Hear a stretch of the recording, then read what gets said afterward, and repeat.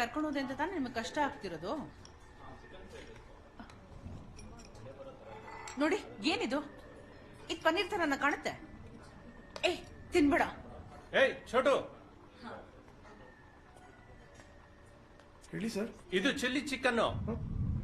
Paneer order ಮಾಡಿದ್ರೆ chicken ತಂದಿಟ್ಟಿದೀಯಾ? ಪಕ್ಕ sir. ಪಕ್ಕಾನ? ನೀನ್ ತಿನ್ನೋಡ್ ಹೇಳ್ಬೇಕಾ?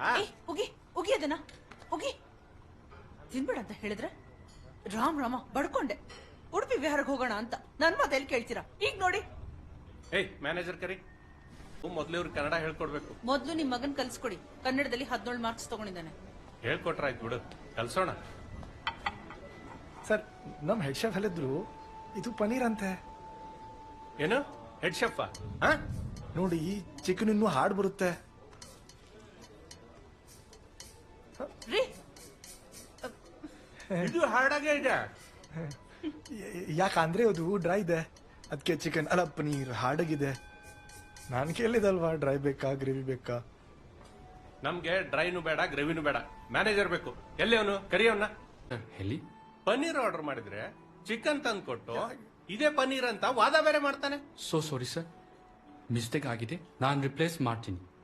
ಆಕ್ಚುಲಿ ಇದು ಪನೀರೇ. ನೋಡು ಹೆಂಗ್ ವಾದ ಮಾಡ್ತಾನೆ. ಜಿಂಪಾ ಸ್ಟಾಪ್ ಇಟ್. ಸೋ ಸಾರಿ ಸಾರಿ. ರೀ ನಡೀರಿ ಹೋಗೋಣ. ವೆಜ್ ಬೇಡ ನಾನ್ ವೆಜ್ ಬೇಡ, ಮನೆಗೆ ಹೋಗಿ ಮೊಸರನ್ನ ತಿನ್ನೋಣ. ಇವತ್ತು ಮೊಸರನ್ನ